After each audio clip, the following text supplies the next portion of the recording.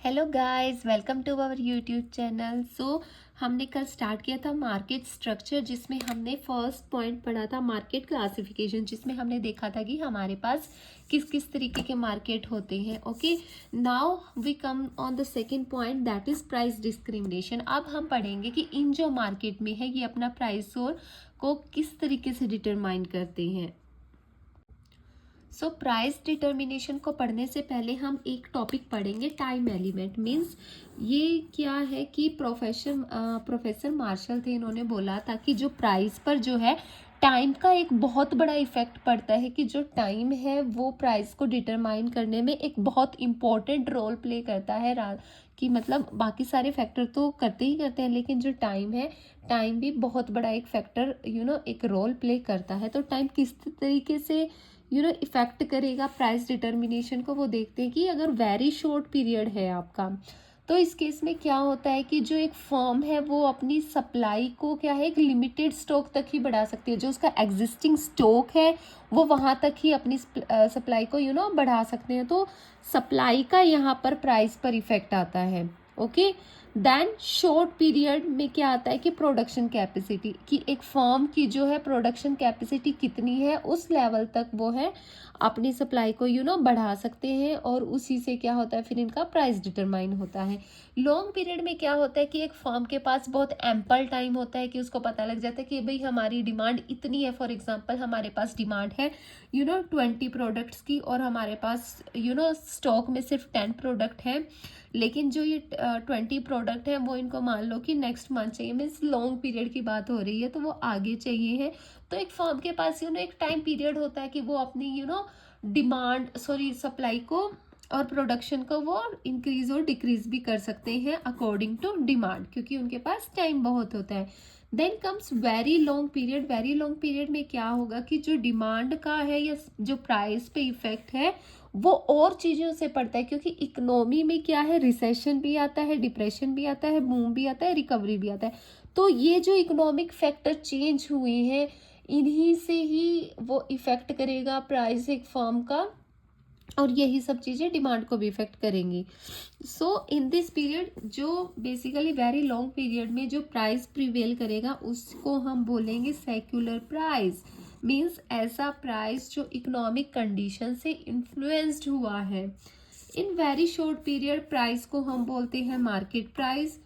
In case of durable goods, means आपका good ऐसा है जो जल्दी से खराब हो सकता है, तो उसके लिए हम सेट करेंगे मिनिमम रिजर्व प्राइस, की इस प्राइस तक तो हम इसको सेट करेंगे, बाकी जो फर्म है वो किसी पे भी सेल आउट कर सकती है। Then price determination in short period सब नॉर्मल प्राइस होगा, और price determination in long period उसको हम नॉर्मल प्राइस पे डिटरमाइन करेंगे। ओके, तो एक और छोटा सा कंसेप्ट आता है pure and perfect market. Perfect market जैसे कि हमने कल पढ़ा था कि क्या होता है परफेक्ट मार्केट की, कल हमने फीचर्स पढ़े थे कि लार्ज नंबर ऑफ बायर्स होंगे, लार्ज नंबर ऑफ सेलर्स होंगे, प्रोडक्ट हमारा होमोजीनियस होगा, प्राइस हमारा यूनिफॉर्म रहेगा, फ्री एंट्री एंड एग्जिट होगी, फर्म की परफेक्ट नॉलेज होगी, कंज्यूमर को परफेक्ट मोबिलिटी होगी गुड्स की, जो हमारा डिमांड कर्व है वो परफेक्ट इलास्टिक होगा, हॉरिजॉन्टल स्ट्रेट लाइन पे होगा हमारा स्लॉप की AR और MR, basically that straight line वाला होगा। सेलिंग कॉस्ट नहीं होती है इसमें, कंट्रोल ओवर प्राइस नहीं होता, जो कि मीन्स प्राइस फर्म जो होती है ओनली प्राइस टेकर होती है, ना कि प्राइस मेकर होती है।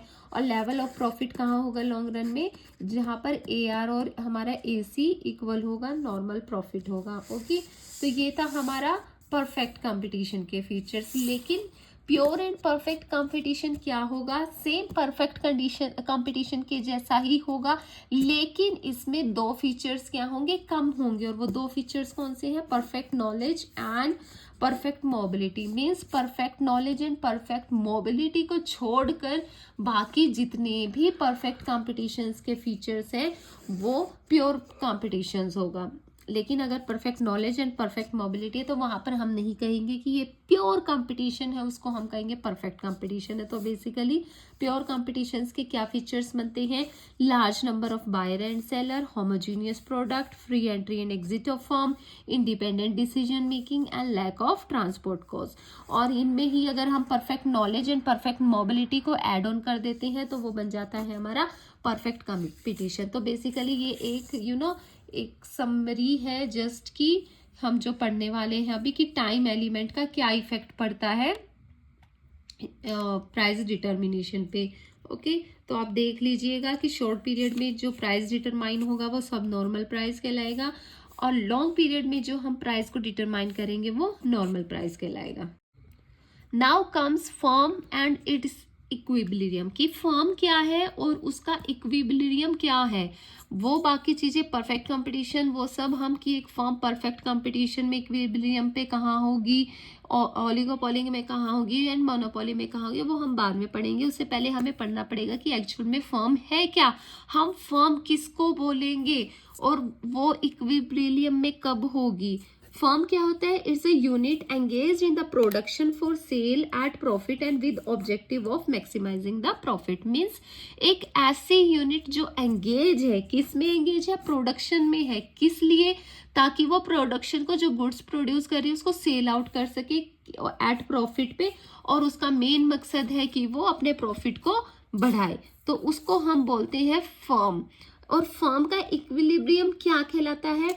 The firm is satisfied with this existing amount of profit। Means ऐसा नहीं कि फर्म इक्विलिब्रियम वो स्टेज नहीं होगी, कंफ्यूज मत होना कि जहां पर नो प्रॉफिट नो लॉस, मतलब कि यहाँ पर जो फर्म है वो जितना आउटपुट कर रही है वो सेटिस्फाई है उससे।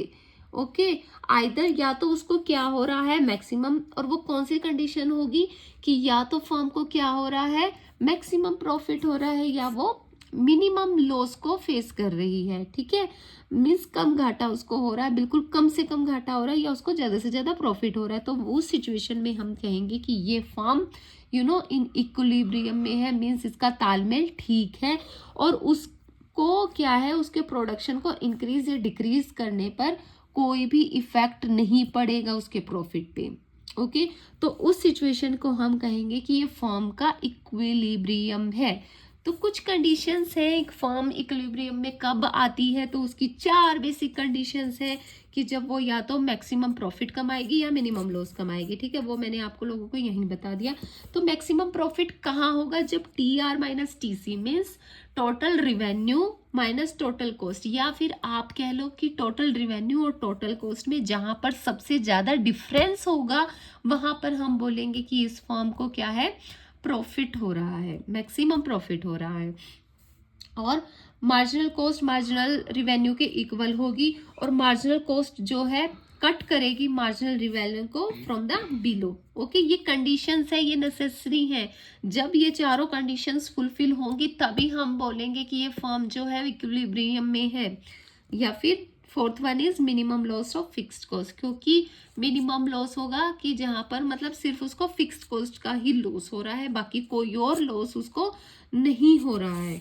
तो 2 अप्रोचेस है बेसिकली इक्विलिब्रियम को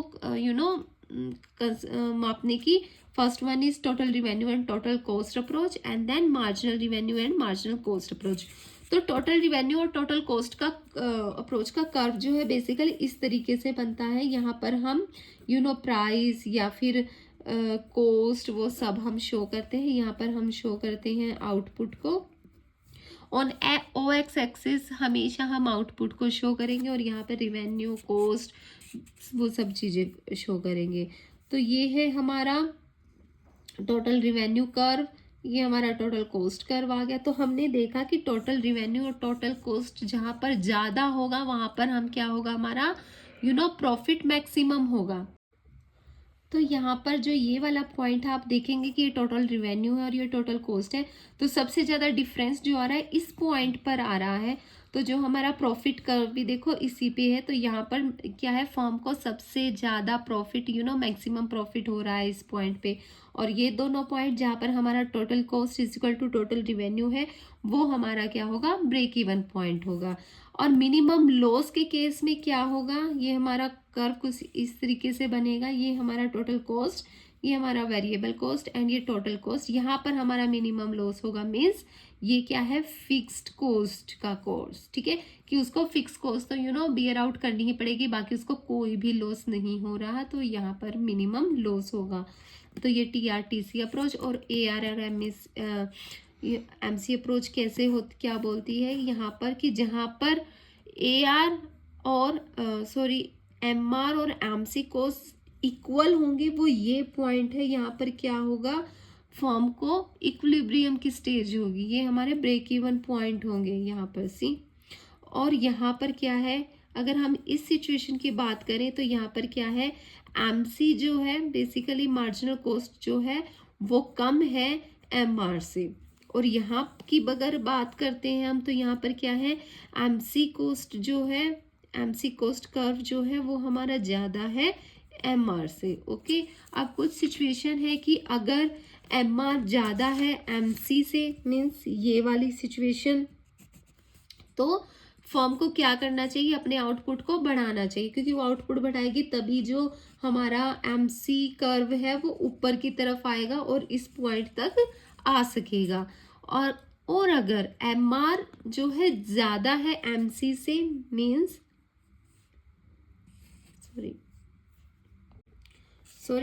if MR is less than MC, means ये वाली कंडीशन हमारी यहाँ पर, ठीक है, कि अगर हमारी MR जो है वो MC से कम है, तो फर्म क्या करना चाहिए, फर्म को अपना आउटपुट को डिक्रीज करना चाहिए, ताकि जो हमारा कर्व है मीन्स वो यहाँ तक आ सके। ओके, बेसिकली हमें इन पॉइंट्स पर आना होता है ताकि एक फर्म को हम इक्विलिब्रियम की स्टेज पर ले आए। ओके, फिर है determination of short run equilibrium of firm. अब शॉर्ट रन में क्या होगा, इट में अर्न सुपर नॉर्मल प्रॉफिट हो, ठीक है, एक फर्म जो है, यहाँ पे 3 कंडीशन होगी, वो सुपर नॉर्मल प्रॉफिट भी अर्न कर सकती है। क्यों, क्योंकि new firm can not enter the industry in short run, क्योंकि छोटे टाइम पीरियड में जो नई फर्म है, नई कंपटीटर है, वो इंडस्ट्री में या मार्केट में नहीं आ सकते, इसीलिए जो उस फर्म को क्या है, सुपर नॉर्मल प्रॉफिट भी हो सकता है और उसको नॉर्मल प्रॉफिट भी हो सकता है, और इट में इवन सफर मिनिमम लॉस, और वो अपना मिनिमम लॉस भी सफर कर सकती है। मिनिमम लॉस कौन सा हुआ, वही फिक्स्ड कॉस्ट वाला, कि उसको फिक्स्ड कॉस्ट तो बियर करनी ही पड़ेगी। Basically maximum profit, minimum loss and super normal profit. So ये था firm and its equilibrium. Basically firm क्या है, एक ऐसी यूनिट जो प्रोडक्शन में लगी हुई है, क्यों, क्योंकि उसको उनको सेल आउट करके प्रॉफिट कमाना है। और इक्विलिब्रियम की वो स्टेज कहलाएगी जहां पर वो फर्म जो है अपने आउटपुट से, अपनी सप्लाई से पूरी तरीके से खुश है, ना वो उसको घटाना चाहती है ना वो बढ़ाना चाहती है। फिर हमने पढ़ी कंडीशंस की 4 बेसिक कंडीशन है, बेसिकली ये याद कर लीजिएगा कि जहां पर मैक्सिमम प्रॉफिट होगा मीन्स TR माइनस TC, या फिर आप यूँ कह लो जहां पर इन दोनों का जो है जो गैप है वो सबसे ज्यादा होगा। MC is equal to MR होगा, और MC कर्व जो है वो MR को फ्रॉम बिलो कट करेगी, and minimum loss of fixed cost होगा। अगर आप UGC नेट की तैयारी कर रहे हैं तो ये पॉइंट्स पेपर में जरूर आ जाते हैं कि कौन सी कंडीशन सेटिस्फाई होगी, कौन सी कंडीशन नहीं है। ओके, तो इन कंडीशंस को आप अच्छे से चाहे क्रैम कर लीजिएगा, बाकी समझ लीजिएगा तो अच्छी बात है, वो मैंने ग्राफ में आपको समझा दिया है। Now comes perfect competition, means perfect competition में के केस में फर्म का जो है वो इक्विलिब्रियम कहाँ होगा। परफेक्ट कंपटीशन के हमने फीचर्स पढ़े थे कल ही, कि large number of buyer and seller, homogeneous product होगा, प्राइस यूनिफॉर्म होगा, free entry and exit of की फर्म की परफेक्ट मोबिलिटी होगी, परफेक्ट नॉलेज होगी कंज्यूमर को गुड्स के रिगार्डिंग, और हमारा जो डिमांड का वह परफेक्टली इलास्टिक होगा। स्लोप कैसा होगा, हमारा हॉरिजॉन्टल स्ट्रेट लाइन होगा, जहां पर हमारी AR is equal to MR होगी। सो बेसिकली हमने देखा कि परफेक्ट कंपटीशन क्या है, कि एक मोनोपोली यहाँ पर क्या होती है, जीरो, मीन्स कि जो फर्म है वो प्राइस टेकर होती है, ना कि प्राइस मेकर। प्राइस मेकर कौन होगा, इंडस्ट्री होगी, लेकिन परफेक्ट कंपटीशन में जो फर्म है वो प्राइस टेकर होगी, वो प्राइस को इन्फ्लुएंस नहीं कर सकती। तो इस यहाँ पर इस केस में जो फर्म के इक्विलिब्रियम होंगे वो भी हम दो कंडीशन से पढ़ेंगे। बेसिकली हमारे पास 4 कंडीशन है, 2 TRNTC अप्रोच की, 2 MRMC अप्रोच की। तो TRTC अप्रोच में क्या है, मैक्सिमम प्रॉफिट, वही जो हमने अभी फर्म इक्विलिब्रियम के केस में पढ़ा, तो वही सारी कंडीशंस ही हैं कि मैक्सिमम प्रॉफिट होगा, minimum loss of fixed cost, MC is equal to MR होनी चाहिए, और MC जो कर्व है वो MR को नीचे से कट करे। ओके, तो ही हम बोलेंगे कि ये जो फॉर्म है वो इक्विलिब्रियम है इन परफेक्ट कंपटीशन। अब यहाँ पर हमारे सामने 3 चीजें आती हैं कि अगर मार्जिनल रिवेन्यू हमारा ज़्यादा आ रहा है मार्जिनल कॉस्ट से, तो फर्म को क्या करना चाहिए, अपने प्रोडक्शन को कंटिन्यू करते रहना चाहिए। लेकिन अगर आपका मार्जिनल रिवेन्यू कम आ रहा है मार्जिनल कॉस्ट से, तो क्या है, आपको वहीं पर जो अपना प्रोडक्शन है उसको स्टॉप कर देना चाहिए। और जहाँ पर मार्जिनल रिवेन्यू और मार्जिनल कॉस्ट इक्वल है, तो वो आपकी सेटिस्फेक्शन वाली स्टेज है, इक्विलिब्रियम वाली स्टेज है। आपको ना प्रॉफिट हो रहा है ज़्यादा, ना लॉस हो रहा है, ठीक है, तो आप सेटिस्फाई हैं अपने से। फिर बारी आती है determination of short run equilibrium. अब प्राइस को आप डिटरमाइन करोगे शॉर्ट रन में, तो आपके सामने 3 तरीके की चीज़ें आ जाएंगी कि या तो आपको सुपर नॉर्मल प्रॉफिट होगा, या नॉर्मल प्रॉफिट होगा, या फिर लॉस भी हो सकता है। तो हम दोनों अप्रोचेस के अकॉर्डिंग उसको पढ़ेंगे, TRNTC एंड MRNMC अप्रोच में। मैंने ये बिल्कुल क्रक्स करके ये नोट्स को निकाला है, तो आप अगर डिटेलिंग इनकी पढ़ना चाहते हैं, रीड आउट करना चाहते हैं, तो kindly DM us on the same name page on Instagram. Same name से हमारा इंस्टाग्राम पे पेज है अल्फा कॉमर्स एकेडमी, वहां पर आप DM करके इनके डिटेल्ड नोट्स हमसे आप ले सकते हैं।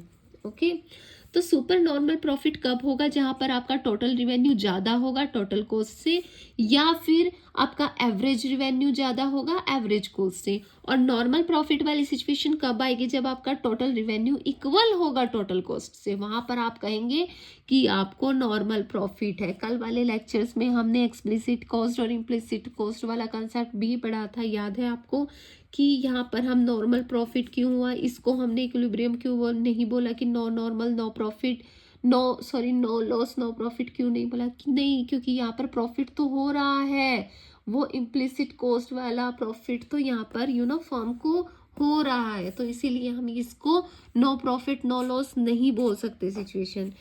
और मार्जिनल रिवेन्यू और मार्जिनल कॉस्ट में क्या होगा, AR इजिकल टू AC।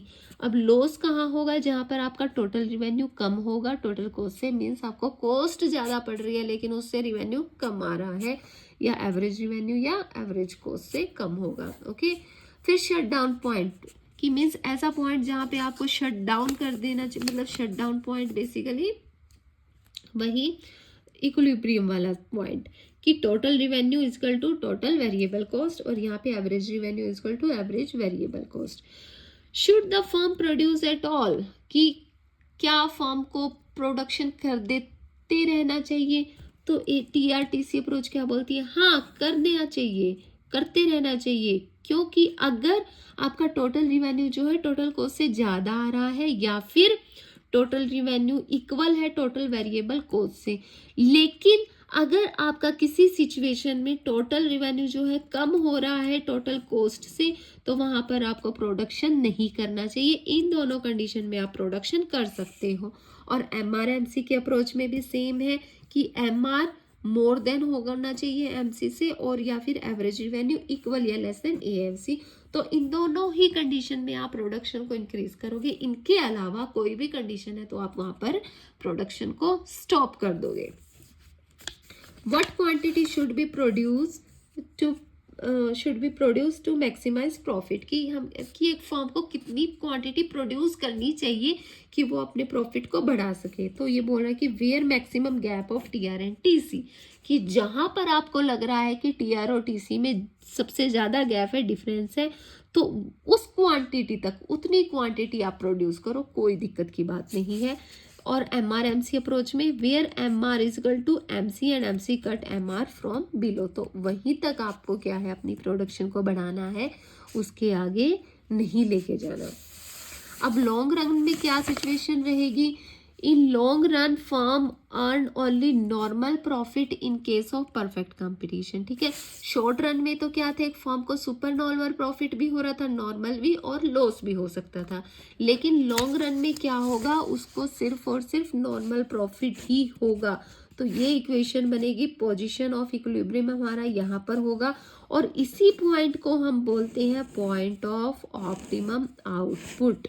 ठीक है, इक्विलिब्रियम को ही हम बोलते हैं पॉइंट ऑफ ऑप्टिमम आउटपुट। तो ये याद रख लीजिएगा कि शॉर्ट रन में फर्म को परफेक्ट कंपटीशन में सुपर नॉर्मल प्रॉफिट होगा, नॉर्मल प्रॉफिट होगा, लॉस होगा, लेकिन लॉन्ग रन में क्या होगा, ओनली नॉर्मल प्रॉफिट होगा। I hope this is clear.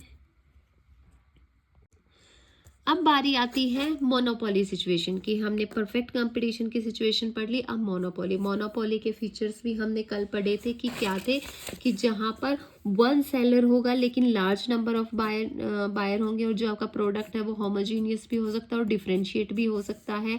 Not uniform, जो प्राइस है हमारा वो नॉट यूनिफॉर्म नहीं होगा, मतलब यूनिफॉर्म नहीं होगा। क्यों? क्योंकि यहाँ पर क्या है, प्राइस डिस्क्रिमिनेशन है। ये कंसेप्ट अब हम पढ़ेंगे कि प्राइस डिस्क्रिमिनेशन बेसिकली होता क्या है। Entry of new firm not possible, यहाँ पर सिर्फ एक ही फर्म होगी और नए कंपिटिटर्स का आना या नई फर्म्स का आना पॉसिबल ही नहीं है। जो मार्केट की कंडीशंस है उसके लिए हम जो इम्परफेक्ट नॉलेज होगी, हमें परफेक्ट नॉलेज नहीं होगी। जो मोबिलिटी है गुड्स की वो इम्परफेक्ट मोबिलिटी है। डिमांड कर्व हमारा कैसा रहेगा, रिलेटिवली लेस इलास्टिक रहेगा, और स्लोप कैसा रहेगा उसका, लो इलास्टिसिटी स्लोप रहेगा, जहाँ पर हमारा जो AR है वो लेस देन MR होएगा। ओके, तो ये कुछ बेसिक कंडीशंस थी मोनोपोली की। तो आइए अब हम पढ़ते हैं कि प्राइस डिटर्मिनेशन हम कहाँ सेट करेंगे। मोनोपोली पढ़ लिया। मोनोपोली जैसे हमने परफेक्ट कंपटीशन में पढ़ा था कि फर्म होती है, फर्म क्या होती है, एक प्राइस टेकर होती है। लेकिन मोनोपोली क्या है, मोनोपोली एक इंडस्ट्री होती है। इंडस्ट्री का काम क्या है, बेसिकली प्राइस को मेक करना, प्राइस को सेट करना। ये प्राइस को इन्फ्लुएंस कर सकते हैं as per the demand and supply, जो इनका मन चाहेगा वो प्राइस रख देंगे ये। ओके, ये क्या है, प्राइस मेकर है। यहाँ पर मोनोपोली में प्राइस मेकर आएगा। अब एक टर्म आती है हमारे पास इसमें, monopoly power. Monopoly power basically क्या है कि प्राइस को इन्फ्लुएंस करना, कि जो मोनोपोलिस्ट होते हैं वो अपने प्राइस को, अपने प्रोडक्ट के प्राइस को वो इन्फ्लुएंस कर सकते हैं, जो उनका दिल करेगा वो उतना प्राइस उसका सेट करेंगे। और बारी आती है इक्विलिब्रियम की। तो इक्विलिब्रियम की स्टेज में तीन चीजें आएंगी। यहाँ पर भी सुपर नॉर्मल प्रॉफिट भी हो सकता है फर्म को, कि जब एवरेज रिवेन्यू ज़्यादा होगा एवरेज कॉस्ट से।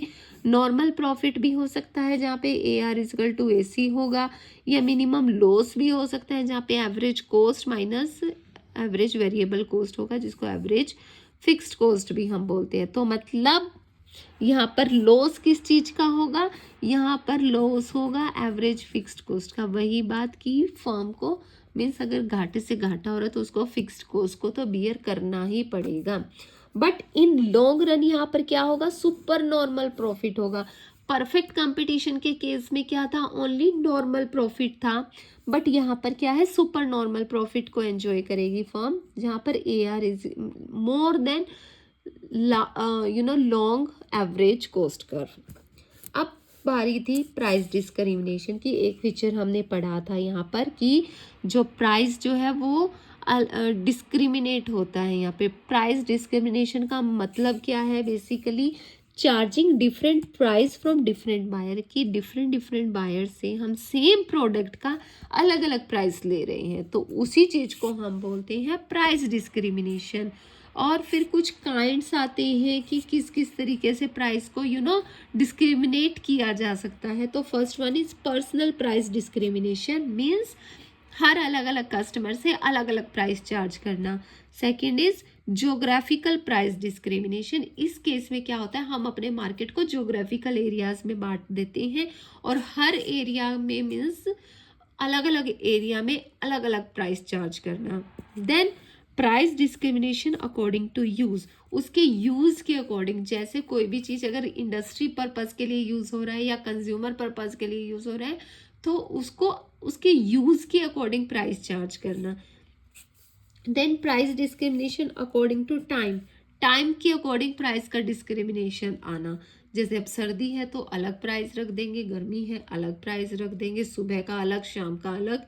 तो टाइम के बेस पे अगर प्राइस में डिस्क्रिमिनेट किया जाता है, मीन्स एक प्रोडक्ट का, सेम प्रोडक्ट का अलग अलग प्राइस, तो वो क्या कहलाएगा? आपका प्राइस डिस्क्रिमिनेशन कहलाएगा। ओके, अब आपका एक क्वेश्चन आता है कि when is price discrimination profitable, कि क्या हर बार ही या कुछ ही सिचुएशन में ऐसा होता है कि जो प्राइस डिस्क्रिमिनेशन है वो प्रॉफिटेबल होता है?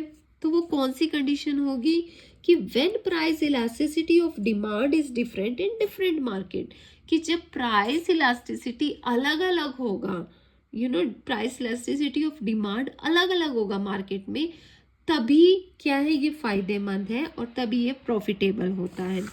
तो एक प्रोफेसर आए थे पिजियो नाम से, उन्होंने अपनी एक बुक लिखी थी इकोनॉमिक ऑफ वेलफेयर, उसमें उन्होंने प्राइस डिस्क्रिमिनेशन की कुछ कैटेगरीज बताई थी कि इस तरीके से आप ये कुछ कैटेगरीज हैं जिसमें हम प्राइस डिस्क्रिमिनेट करते हैं।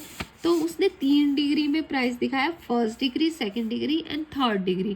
फर्स्ट डिग्री डिस्क्रिमिनेशन, तो फर्स्ट डिग्री डिस्क्रिमिनेशन में क्या होगा? रॉबिन्सन्स थे कि इन्होंने बोला कि ये परफेक्ट डिस्क्रिमिनेशन है, कि ये बोलते हैं कि price is fixed for each unit as consumer is willing to pay, no consumer surplus, कि भाई जितना कंज्यूमर विलिंग है ना पे करने को, आप उतना प्राइस सेट कर दो। कि फॉर एग्जांपल कोई एक गुड है, कंज्यूमर को पता है, कंज्यूमर बोलता है भाई मैं इस प्रोडक्ट का ये प्राइस दे सकता हूँ, तो आप उतना सेट कर दो यार, ठीक है। सेकेंड डिग्री डिस्क्रिमिनेशन बोलता है कि less prices charge for each unit as the consumer is willing to pay, कि जितना कंज्यूमर विलिंग है पे करने को आप उससे लेस चार्ज करोगे। यहाँ पर क्या होगा? यहाँ पर कंज्यूमर को फायदा हो जाएगा और कंज्यूमर सरप्लस वो एंजॉय करेगा। लेकिन थर्ड डिग्री डिस्क्रिमिनेशन क्या बोलता है? Entire market is divided into groups and different prices charge in group. So basically entire market को हम ग्रुप्स में डिवाइड कर देते हैं और हर ग्रुप से अलग प्राइस चार्ज करते हैं। तो बेसिकली ये जनरल प्रैक्टिस है जो नॉर्मली देखी जाती है, ये वाली इतनी नहीं देखी जाती, बट ये जनरल प्रैक्टिस है, you can see it everywhere. Now the question is monopoly power always high price? क्या मोनोपोली का जो पावर प्राइस है वो हमेशा हाई होता है? तो बोलते हैं कि ऑर्डिनरीली यस, कि जनरली तो क्या है कि होता है, लेकिन किसी किसी केस में क्या है कि फर्म को लॉस भी बेयर करना पड़ता है, और वो लॉस कब होगा? शॉर्ट रन में उसको लॉस भी फेस करना पड़ जाता है फिक्स्ड कॉस्ट का, अदरवाइज तो उसको लॉस नहीं फेस करना पड़ता। सो this is all about the monopoly. ये याद रख लीजिएगा कि शॉर्ट रन में क्या होगी? सुपर नॉर्मल प्रॉफिट भी हो सकता है, नॉर्मल भी और मिनिमम लॉस भी, लेकिन लॉन्ग रन में क्या होगा? उसको सुपर नॉर्मल प्रॉफिट ही होगा। और ये कुछ कैटेगरीज हैं प्राइस डिस्क्रिमिनेशन के काइंड्स हैं, और ये है कैटेगरीज है। सो this is all about the monopoly. बाकी हमारा बच गया है मोनोपोलिस्टिक एंड ओलिगोपोली, वो हम नेक्स्ट लेक्चर में करेंगे, price discrimination. So this is all for today. हमने बेसिकली आज पढ़ा कि इम्पोर्टेंस क्या है टाइम लिमिट का, टाइम एलिमेंट का, and pure and perfect competition क्या होता है। हमने परफेक्ट कंपटीशन में फर्म के इक्विलिब्रियम को पढ़ा।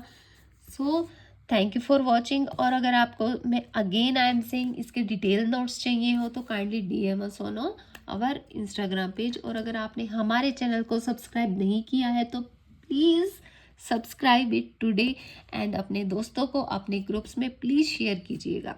Thank you.